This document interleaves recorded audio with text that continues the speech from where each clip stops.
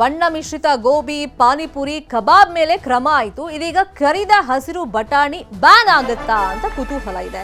Tasty ಹಸಿರು ಬಟಾಣಿ ಮೇಲೂ ಕೂಡ ನಿರ್ಬಂಧ ಹೇರುವಂತ ಸಾಧ್ಯತೆ ಇದೆ. ಕಾರಣ, ಈ ಹಸಿರು ಬಟಾಣಿಯಲ್ಲಿ ಕೃತಕ ಹಸಿರು ಬಣ್ಣ ಬಳಕೆಯ ಆರೋಪಗಳು ಕೇಳಬಂದಿದೆ. ಇದನ್ನು ತಿಂದಂತ ಕೆಲವರಿಗೆ ಹೊಟ್ಟೆ ನೋವು ಬಂದಿದೆಯಂತೆ. ಸಾಕಷ್ಟು ಆಸ್ಪತ್ರೆಗೂ ಹೋಗಿ ಬಂದಿದ್ದಾರೆ. ಈ ಬಗ್ಗೆ ಆರೋಗ್ಯ ಇಲಾಖೆಗೆ ದೂರು ಕೂಡ ಬಂದಿದೆ.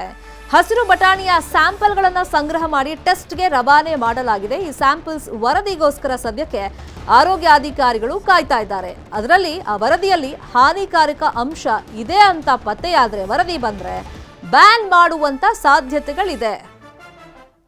ಈ ಹಿಂದಿನಿಂದ ಹಸಿರು ಬಟಾಣಿ ಮೇಲೆ ಸಿಕ್ಕಾಪಟ್ಟೆ ಡೌಟ್ಗಳು ಇದ್ವು.